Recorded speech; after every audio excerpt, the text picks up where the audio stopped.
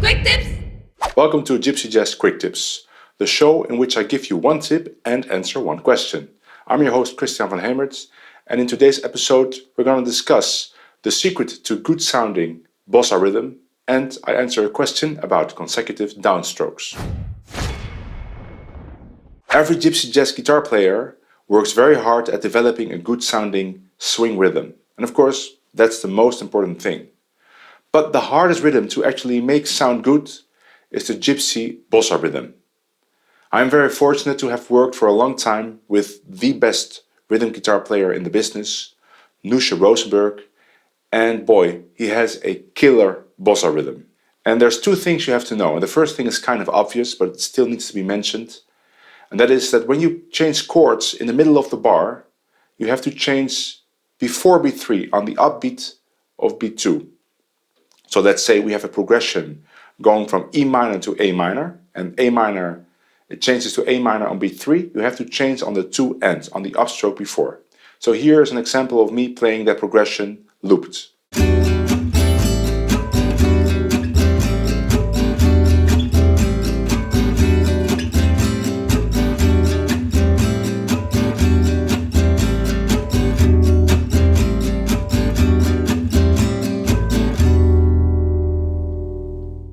Noushe always changes exactly on beat 1 of a new bar. And this creates that calm, smooth rhythm we're going for. But there's a slight problem, because if you want to change exactly on beat 1, it means that you have to move your hands during the upstroke before. So this will create a break in the sound. This will make that upstroke sound short, even though it should sound long. So how is it possible that Noushe can change on beat 1, but still play a long upstroke before while moving his hands? And here's the secret. That upstroke before the chord change should be open strings.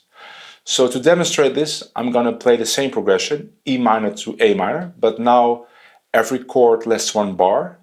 And I'll first do it slowly, so you can clearly see and hear the open strings. And then I'll do it faster, and then you will notice that the sound of the open strings kind of disappears. All that's left is a smooth sound without any breaks in the sound.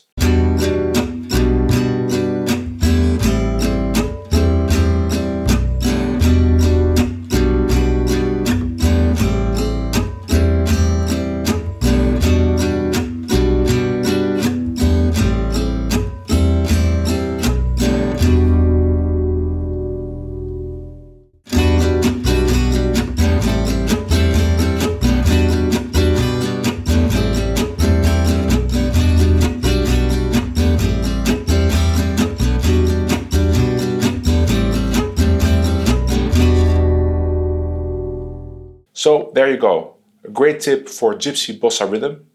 Now let's answer a question. It seems Stocklo gets some of his speed from playing 2 notes per string, all downstrokes, with a rest stroke when changing to the next higher string. Could you elaborate? That is a great question, and I've gotten that question, or a variation thereof, many times in the past 5 years. The question is very specific, but it's basically asking if there's any benefit to playing the consecutive downstrokes like Stocklo does. And you know, 5 years ago I would have said yes, definitely, that is the way. I mean, Stocklo is the best guitar player I know, the fastest guitar player I know. You want to play that fast and that clean? Play like him with all the downstrokes. But the first time I started doubting that notion was when I saw a young German guitar player on YouTube called Noushe play many of the same phrases, many of the same licks, but just alternating on one string and down sweeping and still starting with a downstroke on a new string. So there were still some consecutive downstrokes, but not as many as Stocklo, who plays like 80% downstrokes. And he was very effective with that technique. And then I discovered that there are actually only 2 guitar players that played those crazy amounts of downstrokes. And those guitar players are Stocklo and his brother Moses. And then I switched. I started playing like Dignu or like many other guitar players, alternating on one string, down sweeping, still starting each string with a downstroke, and I noticed that everything became a lot easier. So I would say to that question, just do what's comfortable for you. What's more important for the sound and playing clean is that you use the right amount of rest strokes. Now, if you want to know more about rest strokes and picking technique, I made a very long video about this, going into every detail possible, imaginable. And if you want to see that video, go to this link.